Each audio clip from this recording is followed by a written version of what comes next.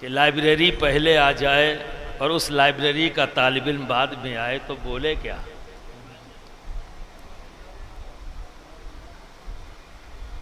तो आप लोग सब सुनने के लिए तैयार हैं?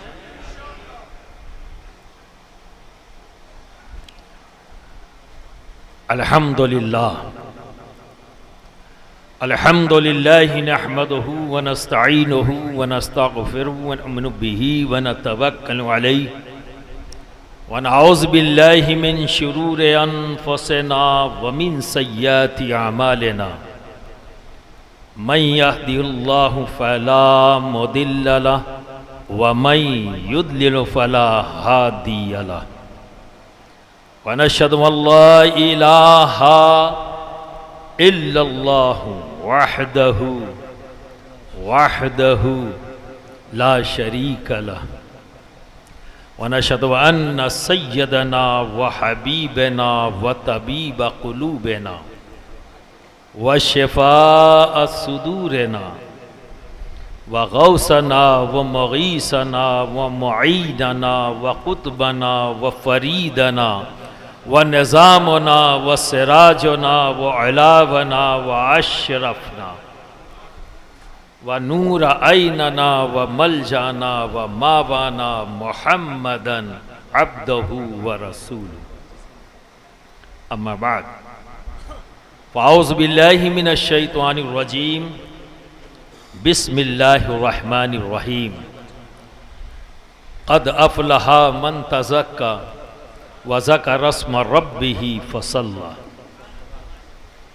सदक़ल्लाहुल अज़ीम व सदक़ रसूलुहुन नबियुल अमीनुल करीम व नहनु अला ज़ालिका लमिनश शाहिदीन व शाकिरीन वल्हम्दुलिल्लाहि रब्बिल आलमीन।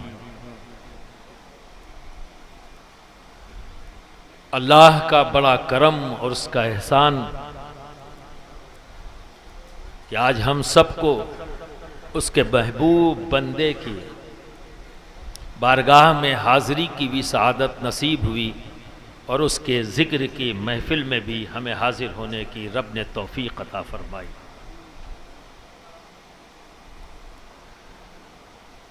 बरादरान मिल्लत इस्लामिया, ये दौर जिससे हम गुज़र रहे हैं, इफ़ एंड बट का दौर, अगरचे मगरचे का दौर, शुकूक और शुबहात का दौर, बड़ा ही पुरफतन दौर, पर यह नया नहीं है। ये repeat and repeat and repeat होता रहता है। आज हम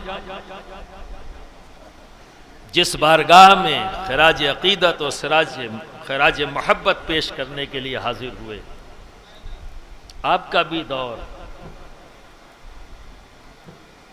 जिस दौर में आप दिल्ली में तशरीफ लाए, वो भी बड़ा अजीब व गरीब दौर। एक नफ्सा नफसी का आलम,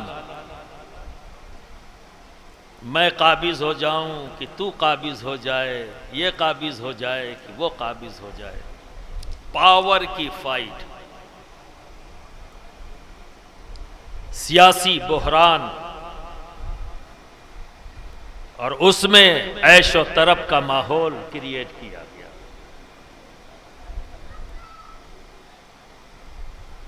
और उस माहौल का असर पूरी दिल्ली पर है।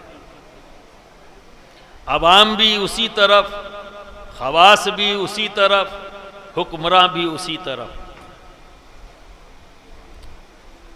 हर तरफ ऐशो इशरत का माहौल है। फजूलियात में वक्त गुजर रहा है, लालच अपने उरूज पर है, हसद अपने उरूज पर है, इख्तलाफ अपने उरूज पर है। कमोबेश अगर नजदीक से आप देखें तो यह दौर भी कमोबेश उसी तरह का नजर आ रहा है। पावर की फाइट, इक़्तिदार की फाइट, और उस इक़्तिदार को हासिल करने के लिए कुछ भी करना पड़े सब जायज़ ठहराया जाएगा। ना जुल्म जुल्म है, ना रहम रहम है, कुछ नहीं, सब कुछ है तो पावर है। झूठ तो होता ही नहीं, जिस झूठ से इक़्तिदार मिल जाए वही सच है। यह है आज का दौर,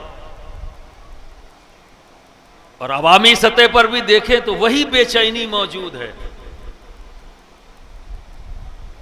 कौन सही है और कौन गलत है। अब दूसरों की बात तो नहीं करता, मैं आज उनसे खिताब कर रहा हूं जिनके दिलों में महबूब इलाही की मोहब्बत है। अब यह मैं नहीं जानता कि मोहब्बत है या नहीं, यह तो आपके दिल का मामला है, यह आपके दिल का मामला है। पर आप ये दावा करते हुए यहां आए हो कि मोहब्बत है, और एक मोमिन होने के नाते मुझे मानना है जो आप कह रहे हो वही मानूंगा कि नहीं मोहब्बत है।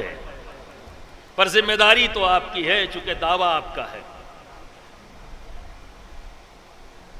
और मेरा मानना है कि जात को भी मानो और जात की भी मानो, तब मानना मुकम्मल है। क्या बात है। ऐसा नहीं है कि आप जात को मानो जात की ना मानो, जात की मानो जात को ना मानो, आप इनकम्प्लीट हैं। हम जमात हैं, ग्रुप नहीं। हम जमात हैं, ग्रुप नहीं। और जब जमात से कोई बाहर निकलता है तो उसका शुमार ग्रुप में होता है। और इशारा देता हुआ चलूं तो एक बात मैंने कही है, जात को मानना और जात की मानना, यह अहले सुन्नत वल जमात है, जो जात को भी मानते हैं जात की भी मानते हैं। हाँ, लापरवाही हो सकती है, तसावली हो सकती, पर मुनकिर नहीं है, दावा है मानने का। लेकिन बाज वो लोग ऐसे भी हैं जात की मानते हैं पर जात को मानने में परेशानी है, यानी नबी की मानते हैं, नबी को मानने में थोड़ा परेशानी है। क्या बात है, वाह। और इसी परेशानी के सबब वो जमात न रह गए, ग्रुप बन गए। हाय हाय हाय, वाह वाह वाह, निकल गए ना। जमात तो वो है जो जात को भी मानती है और जात की भी मानती है। सुभान अल्लाह, सुभान अल्लाह, क्या बात है, वाह। अब आइए, एक डिवीजन और हुआ, क्योंकि हमारे शजरों में बादे नबी सबसे अव्वल मौला अली का नाम, यहां भी मामला है। जात को मानते हैं पर जात की मानने में परेशानी। हम अहले सुन्नत वल जमात, हम जात को भी मानते हैं और जात की भी मानते हैं। सुभान अल्लाह। तो जात को माना, जात की भी माना, इसलिए वाज़े डिफरेंस नजर आ रहा है कि जात ने सिद्दीक़ अकबर को खलीफा अव्वल माना, हमने माना। वाह वाह वाह। जात ने खलीफा दोइम फारूक आजम को माना, हमने माना। बेशक बेशक। हज़रत उस्मान गनी को खलीफा सोएम माना, हमने माना। बेशक। पर जो जात की नहीं मानते फंस गए। जात को मानने का दावा है, अब भाई ये भी मामला दिल का है, मैं कहां जाके झांक के देखूं कि मानते हैं कि नहीं मानते। मैं कलमा गो हूं, अब झांक के तो नहीं देख पाऊंगा, लेकिन जबान से कह रहा है और कह रहा है कि मैं कलमा गो हूं, मैं ऐसा हूं, तो मैं मान लूंगा, पर दलील जरूर तलाश करूंगा। ये तो हमारे बस में है। झांक के दिल नहीं देख पाऊंगा, पर अमल से तो पता लग जाएगा ना, है ना। तो जात को मानते हैं और जात की नहीं मानते तो जमात से बाहर हो गए। नाम लेने की जरूरत नहीं, आप समझ गए होंगे, और मेरी आदत भी नहीं है। समझना जरूरी है, नाम लेना जरूरी थोड़ी ना है। और ना ही मैं किसी की एडवर्टाइजिंग एजेंसी हूं कि कि अननेसेसरी। मैं तो लोगों को टोकता हूं कि भाई काहे को नाम लेना, बिला वजह में एडवर्टाइजमेंट कर रहे हो, अपनी बात बता दो। तो हम जमात हैं, जात को भी मानते हैं, जात की भी मानते हैं, और यही सिलसिला हमारा है, चला आ रहा है। जात को भी मानते हैं, जात की भी मानते हैं, कहीं इख्तलाफ नहीं। तो अब हम इकट्ठा हुए हैं महबूब इलाही की बारगाह। महबूब है भाई, तो जात को मानते हैं तो जात की भी मानना पड़ेगा। तो बस ज्यादा लंबी चौड़ी तकरीर तो करना नहीं है, बस यही एक पैगाम देना था। जैसा मैंने कहा, महबूब इलाही ने 3 डायनेस्टियां हिंदुस्तान की उनको फेस किया है। गुलाम डायनेस्टी बलबन से शुरू हुआ, खिलजी डायनेस्टी और तुगलक की डायनेस्टी, 3 डायनेस्टियों को फेस किया है। इसमें बास चाहने वाले भी थे और बास मुखालिफ भी थे, पर जब महबूब इलाही को हम देखते हैं तो आपका मामला सबसे यकसान। ये भी अजीब बात है, जो चाहने वाले उनसे भी और जो बुग़्ज़ और इनाद रखते हैं उनसे भी। न चाहने वाले के बहुत करीब हुए, न उलझने वालों से बहुत दूर हुए। कहां रहे? खानकाही में रहे। चाहने वालों के लिए खानकाह छोड़ के दरबार में नहीं गए, और बुग़्ज़ और इनाद वालों रखने वालों को खानकाह छोड़कर कहीं और गए नहीं। और जब इसकी नौबत आई तो कह दिया दिल्ली दूरस्त। जोर जबरदस्ती तो कर नहीं सकते भाई तुम हमारे साथ। पर रुकावटों पे रुकावटें, लालच के जरिए, इक़्तिदार के जरिए सारे हरबे अपनाए गए कि महबूब इलाही खानकाह से बाहर निकल आए। तो आपका रवैया, आपका मामला यकसा। क्यों? क्योंकि वो इस्लाह करने के लिए बैठे थे, नबी के दीन को, नबी के पैगाम मोहब्बत को हर दिल तक पहुंचाने के लिए बैठे थे। बेशक बेशक। और वही निजाम आपने कायम किया। आज देखिए कि एक चीज को हम करामत कहकर महबूब इलाही की उन मेहनतों को, उस कारनामे को जाया करने की कोशिश करते हैं कि जैसा आपने सुना होगा कि जब शहंशाह वक्त ने, जब ये बावली बन रही थी, तो उस वक्त क़यासुद्दीन तुगलक ने, उस वक्त बंगाल में था, उसने कहा कोई भी दुकानदार तेल न दे ताकि दिया रोशन ना हो, रात में काम ना हो सके, और मैं आऊंगा तो मैं देखूंगा, इनको यहां रहने नहीं दूंगा। उसके बेटे ने तुगलकाबाद में उसके इस्तकबाल के लिए महल बनाया, वही उसकी कब्रगाह बन गई। बेशक बेशक। दिल्ली में कहत पड़ा, शहंशाह वक्त ने हाथ उठा दिया, हमारे बस का नहीं। इधर शहंशाह ने हाथ उठा दिया और महबूब इलाही का लंगर घर घर पहुंच गया। वाह वाह वाह, सुभान अल्लाह। घर घर पहुंच गया। और फिर हासिदीन ने जब करवट ली,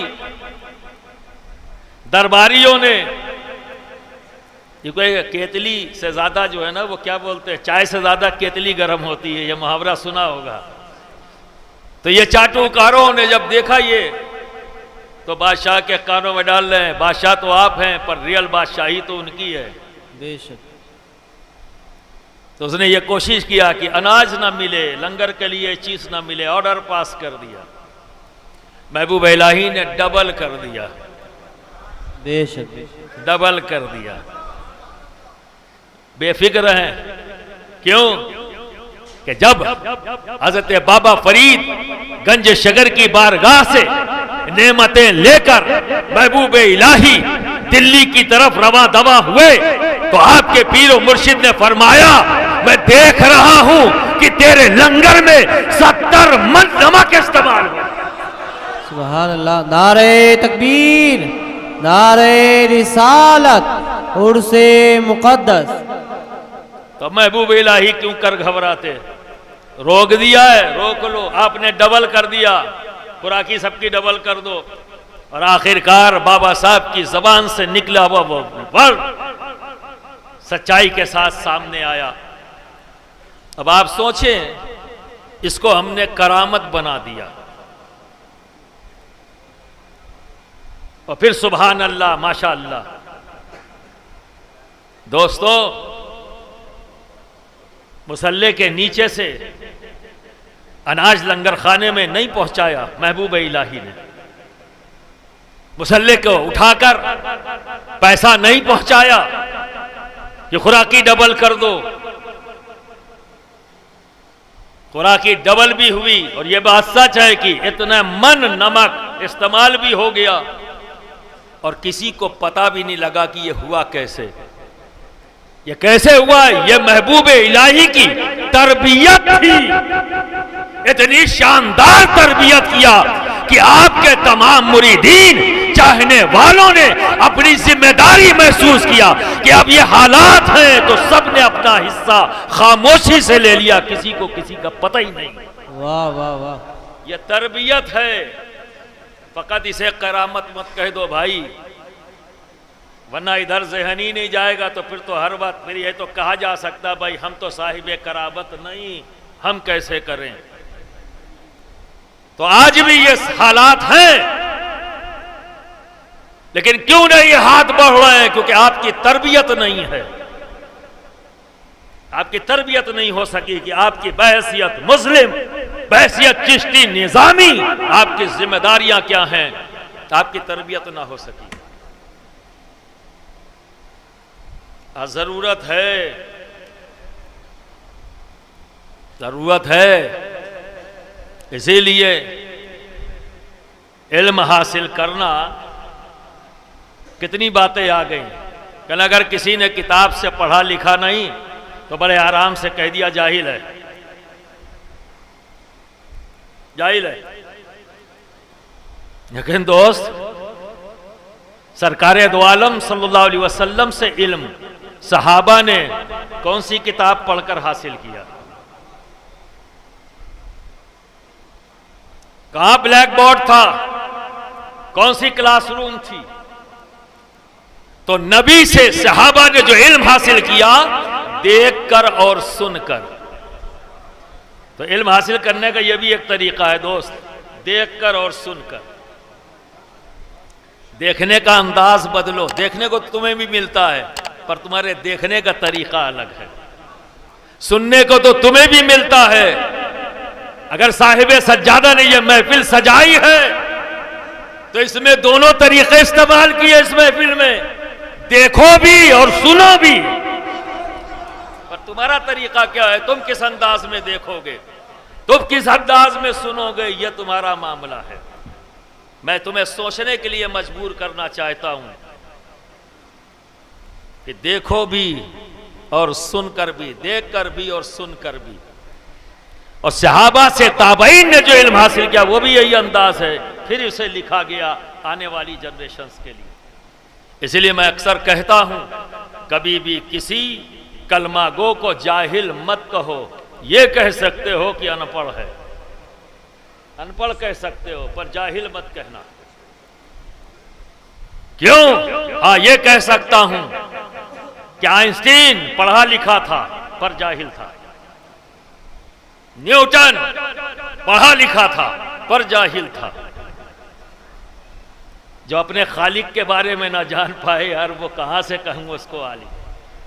पर जिसने ला इलाहा इल्लल्लाह मुहम्मदुर रसूलुल्लाह दिल से यकीन जाना और जबान से इकरार कर लिया, वो जाहिल नहीं हो सकता। हाँ, अनपढ़ हो सकता, वो अनपढ़ हो सकता है। लेकिन बहुत से पढ़े लिखे, क्या बात है, वाह। बहुत से पढ़े लिखे जाहिल हो सकते हैं। बरादरान मिल्लत इस्लामिया, जब हम महबूब इलाही की जिंदगी को देखते हैं तो ये तालीमात हमें मिलती है। कि लंगर खाने में खीर बनी, बड़ा मशहूर वाकया है, देखकर और सुनकर। पढ़कर भी लोगों ने बयान किया, हम तो पढ़कर बयान कर रहे हैं, लेकिन जिसने ये वाकया बयान किया वो तो देखकर और सुनकर। वाह वाह। तो बरादरान मिल्लत इस्लामिया, महबूब इलाही जब बैठते थे तो इस तरह से हाथ रखकर बैठ गए और काफी देर तक आंखें बंद है और बैठे हुए। और ये भी रिवायत है कि आपकी टोपी कभी सीधी नहीं होती थी। बैठ गए। उसी वक्त में लंगर खाने में कहीं से खीर आई, पेश की गई। आपने आंख खोली, फरमाया मेरा एक दोस्त है यमुना के पार, जाओ उसको ये खीर दे दो। बरसात का मौसम है, यमुना उफान पर है। देने वाले को जब दिया, मुरीद है, खादिम है, परेशान हुआ कि यमुना कैसे पार करूंगा। तो आपकी परेशानी देखकर महबूब इलाही ने पूछा क्या बात है? कहा हुजूर यमुना उफान पे है। अच्छा तो जाओ यमुना से कहना मुझे उसने भेजा है, रास्ता दे, मुझे उसने भेजा है जो कभी सोया ही नहीं, जो कभी सोया ही नहीं। चला गया, यमुना से कहा है यमुना जगह दे, रास्ता दे, मुझे उसने भेजा है जो कभी सोया ही नहीं। यमुना फट गई, आराम से निकल गए। अब उस तरफ पहुंचे झोपड़ी में, आपके दोस्त जो वहां याद इलाही में बैठे हुए हैं, इल्लल्लाह की ज़र्ब लगा रहे हैं। वहां पहुंचे, सलाम पेश किया, महबूब इलाही की जानिब से वो तोहफा पेश किया कि हमारे पीर और मुर्शिद ने आपकी बारगाह में ये तोहफा भेजा है। कटोरे में खीर थी, दे दिया, बिस्मिल्लाह करके ले लिया और खाना शुरू। पूरी खीर कटोरा भर खा लिया और खूब चाट लिया। एकदम प्याले को उस हालत में वापस किया जैसे इसमें पहले कोई चीज थी ही नहीं, एकदम साफ। अब प्याला वापस कर दिया, वो खड़ा है। आप क्या हुआ भाई, जाओ। क्या हुजूर जाऊं कैसे? तो फरमाया आया कैसे था? तो महबूब इलाही का वो बात बता दी उसने। कहा अच्छा अब जा, यमुना से कहना मुझे उसने भेजा है जिसने कभी कुछ खाया ही नहीं। वाह वाह वाह।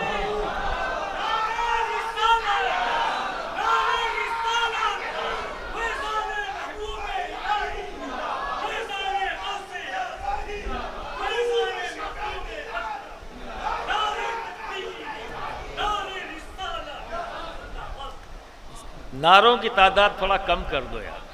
70-75 साल से यही एक काम कर रहे हैं हम लोग, नारे ही लगा रहे हैं। हमारी जमात के पास कुछ हो या ना हो, पर एक चीज तो खूब है, नारे। क्या बात। कुछ मार्केट में आ गए, कुछ स्टॉक में पड़े हैं। समझो, मैं नहीं चाहता हूं कि मेरी बात नारों में गुम हो जाए। संजीदा बारगाह में हम सब खड़े हैं, संजीदगी से सुने, ठीक है। और अदब का तकाजा भी यह है कि चीख चिल्लाहट ना हो। मेरी तो मजबूरी है आप तक आवाज पहुंचाना। अगर यह मकसद ना होता तो वाकई मैं इसको भी बेअदबी समझता कि इतनी तेज आवाज में यहां मैं बोलूं।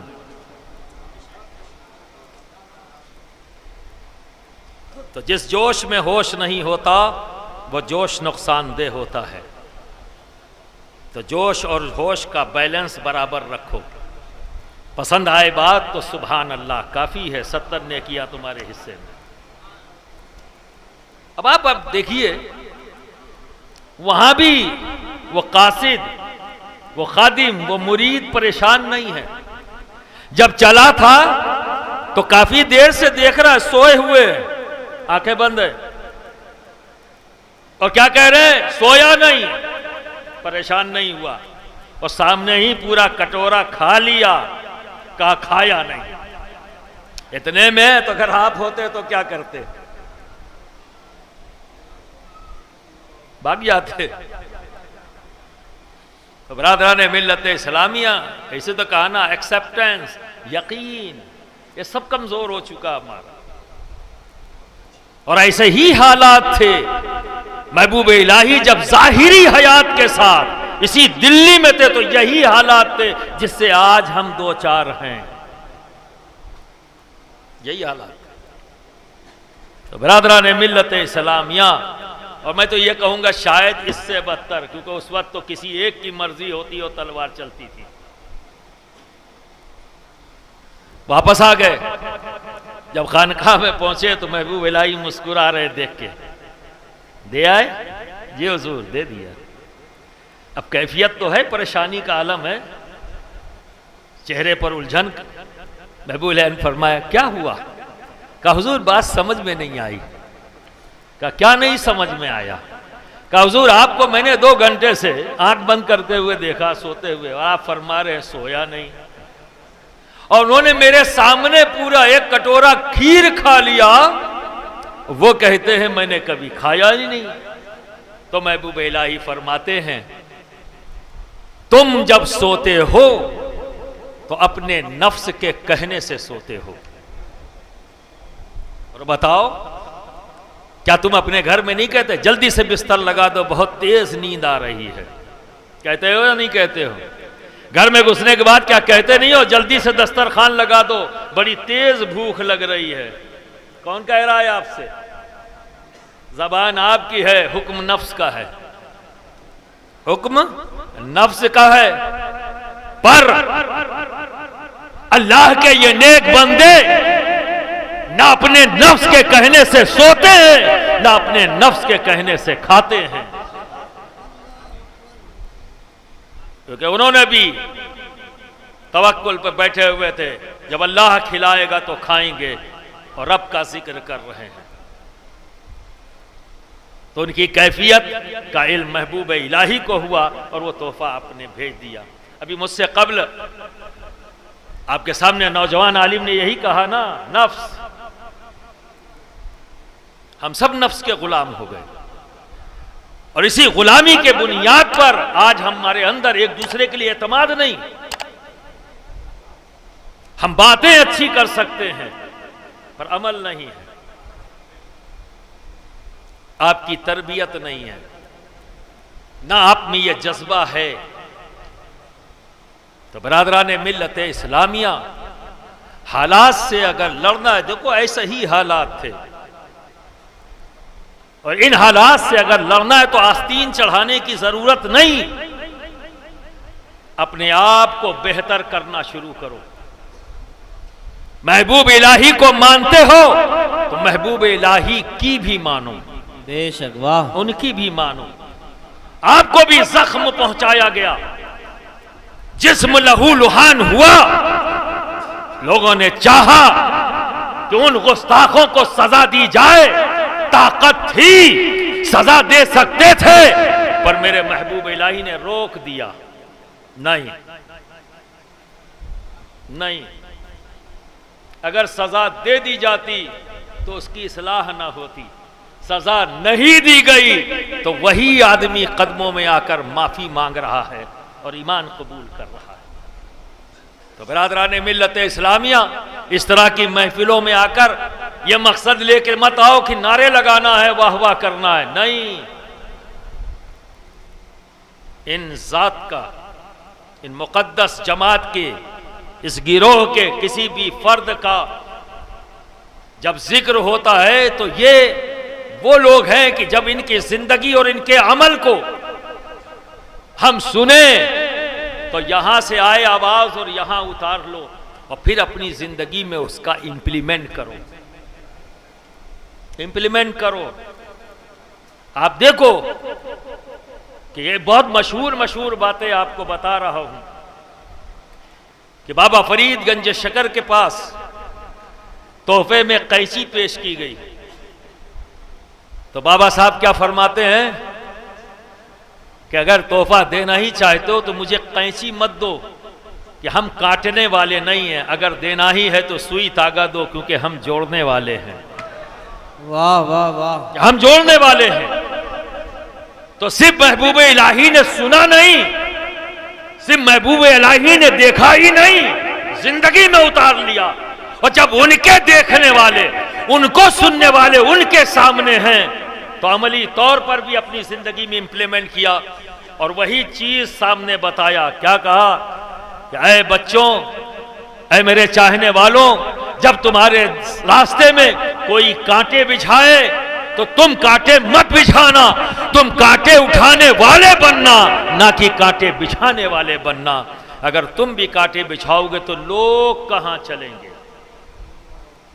तो आज अगर नफरतों का बाजार गर्म किया जा रहा है, तो इस नफरत का जवाब अगर हम नफरत से देंगे तो नफरत खत्म नहीं होगी। महबूब इलाही के फार्मूले को इख्तियार करना पड़ेगा। हर नफरत का जवाब मोहब्बत है, क्योंकि नफरत को नफरत से खत्म नहीं किया जा सकता। नफरत को अगर खत्म किया जा सकता है तो वो है सिर्फ और सिर्फ मोहब्बत, मोहब्बत, मोहब्बत।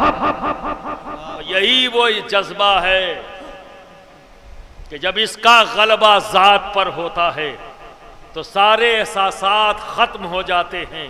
अगर बाकी बचता है तो सिर्फ मोहब्बत, सिर्फ मोहब्बत, सिर्फ मोहब्बत।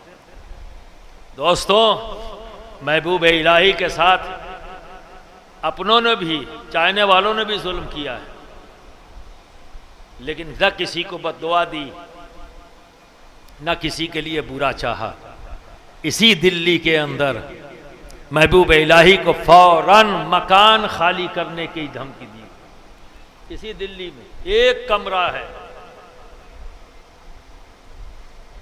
और हज़रत अमीर खुसरो के जरिए वो कमरा मिला था। उनके कोई रिश्तेदार जानने वाले थे, वो बड़े कॉन्फिडेंट थे कि भाई यहां मेरा पीर जो है बड़े सुकून और आराम से रहेगा। लेकिन हुकूमत का जोर, तो हुकूमत तो अपना काम करेगी, इक़्तिदार की खातिर किसी को भी अपने को इस्तेमाल कर लेगी। इस्तेमाल हुआ वो शख्स जिसके मकान के एक कमरे में थे, उसे बानी दे, फौरन खाली करिए। महबूब इलाही को परेशानी मकान खाली करने में नहीं है, परेशानी ये है कि मैं अपनी किताबों को कैसे यहां से मुंतकिल करूं और कहां करूं। ये वाकया एक और गोशा खोल देता है महबूब इलाही की ज़ात की तरफ कि वो कैसे इल्म दोस्त थे। बेशक बेशक। वो फूंक फांक करने वाले बाबा का नाम नहीं है महबूब इलाही, नाम उनका सैयद मोहम्मद है। जानते हो, नाम उनका सैयद मोहम्मद है। दीन के निजाम है, इसलिए उन्हें निजामुद्दीन कहा जाता है। वही नाम बन गया, वही उनकी पहचान बन गई कि इस मुल्क में उस वक्त जो पुरफतन दौर था उसमें आपने एक निजाम कायम किया, दीन का निजाम, ऐसा परफेक्ट निजाम कि ईस्ट वेस्ट साउथ नॉर्थ हर तरफ निजामुद्दीन का निजाम चल रहा है। परफेक्ट पर्सनालिटीज तैयार की, जहन साजी की। आज जो हम कमरे में डिस्कशन कर रहे थे, नाम बदल जाता है। कभी हम कहते हैं मजलिस मुशावरत, आज के दौर की इस्तिलाह में हम थिंक टैंक भी कह सकते हैं आज के दौर की इस्तिलाह में, पर उस दौर की इस्तिलाह में अगर कहा जाए तो ऐसे खुलफा तैयार किया जाए जो एक बैठ जाए तो पूरा निजाम संभाल ले। ये काम किया है महबूब इलाही ने। एक साथ अपनी खानकाह से दीन का निजाम हिंद के हर जमीन के टुकड़े पर कायम करने के लिए आपने भेज दिया, और आज भी उस निजामुद्दीन के निजाम की नुमाइंदगी हो रही है। सिलसिला बंद नहीं हुआ। इसी निजामुद्दीन की कायम करदा निजाम हजरत नसीरुद्दीन चिराग देहलवी से लेकर बंदा नवाज गेसू दराज दक्कन पहुंचे। इसी खानकाह से निजाम लेकर हजरत बुरहानुद्दीन गरीब हैदराबाद की तरफ जो दरवाज़ा है बुरहानपुर दक्कन का, वहाँ पहुँच गए। फिर आपके भाई हज़रत ज़रज़री ज़र बख्श पहुँचे। फिर इसी निज़ामुद्दीन औलिया के दर से निज़ाम लेकर सिराज अखी आईने हिंद बंगाल पहुँचे, और बंगाल से वही निज़ाम लेकर मखदूम सुल्तान सैयद अशरफ जहांगीर समनानी किछौछा पहुँचे। और फिर उस किछौछा से 3 बार इस पूरी दुनिया का 10 और 12 32 साल पूरी दुनिया का राउंड लगाकर इसी महबूब इलाही के कायम करदा निज़ाम को पूरी दुनिया में फैलाया, बेशक पूरी दुनिया में फैलाया। जरूरत इस बात की है, क्या करेंगे हम बातें कर कर, क्या करेंगे हम डिस्कशन करके, हमें यह निज़ाम इख्तियार करना पड़ेगा। कुंतुम खैरा उम्मतिन उखरिजत लिन्नास तामरून बिल मारूफ व तनहौना अनिल मुनकर व तुमिनून बिल्लाहि। ये रब ने हमारी तारीफ बयान की कि सबसे पहले हम अपने आप को अच्छा बनाते हैं, और फिर अच्छा बना लिया तो रुकना नहीं है। हुजरे में बैठकर जो है अल्लाह की ज़रब नहीं लगानी है खाली, जो सिर्फ तस्बीह नहीं है, रियल लाइफ जीना है, अवाम के दरमियान जीना है। क्योंकि अवाम के दरमियान जिएंगे तभी उनकी प्रॉब्लम्स को हम हल करेंगे, तभी हम उनकी इस्लाह कर सकते हैं। बोलकर बहुत आसान है, ये हो गया, वो हो गया, वो हो गया। इसीलिए इन सूफिया कराम का, महबूब इलाही के गिरोह का तरीका क्या है? शराबी महफिल में बैठा है, पर ये नहीं कहते ए शराबी तुम शराब मत पियो, शराब हराम है, इसके ये नुकसानात हैं। नहीं नहीं, शराब के नुकसानात बयान कर दिए, हिकायत बयान कर दी। शराबी बैठा सुन रहा है और सोच रहा है कि जो कुछ भी बयान किया गया है कहीं मेरे घर में भी तो ऐसा नहीं हो रहा है। एहसास बेदार किया जा रहा है, जिद्दी नहीं बनाया जा रहा है, जिद्दी नहीं बना रहे। और आज जिद तो बड़ी अलग बात है, लात मार के जहन्नम में डालने की कोशिश करी जा रही। तू यहीं जाएगा तो ले लात मार दूं, तू जा चला जा, तेरे वापस आने की जरूरत नहीं। इसीलिए मेरे जद्दे करीम सभी गौसे आजम सैयद शाह अली हुसैन आला हजरत शफी मियां फरमाते कि सब अच्छे अच्छे आप ले लो, जितने बुरे बुरे हैं मुझे दे दो। हाय हाय हाय, वाह वाह वाह। अच्छे अच्छे आप ले लो, बुरे बुरे मुझे दे दो। यही है सूफिया कराम का अंदाज कि अच्छे अच्छे तो अपने आप में अच्छे ही हैं, इन बुरों को कौन देखेगा, इन्हें कौन संभालेगा, इनकी कौन इस्लाह करेगा। और बेशक बेशक रॉ मटेरियल इनकी बारगाह में आते और कुंदन बनकर जाते, कुंदन बनकर जाते। तो बरादरान मिल्लत इस्लामिया, फिर मैं आपसे कहूँगा, महबूब इलाही को मानते हो, महबूब इलाही की भी मानो। बेशक बेशक, महबूब इलाही की भी मानो।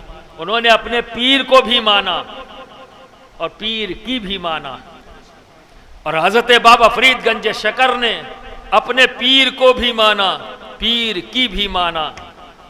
और हजरत कुतुबुद्दीन बख्तियार काकी ने गरीब नवाज को भी माना और गरीब नवाज की भी माना।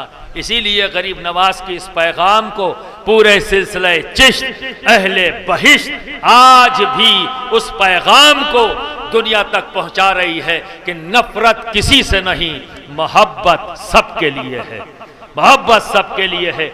जब जमीन पर भी थे तब भी इसी अंदाज में जिंदगी गुजारी, आज जमीन में भी हैं तब भी ये ऐलान जारी है, नफरत किसी से नहीं, मोहब्बत सबके लिए, नफरत किसी से नहीं, मोहब्बत सबके लिए। वाखिर दावाना अनिल हम्दुलिल्लाहि रब्बिल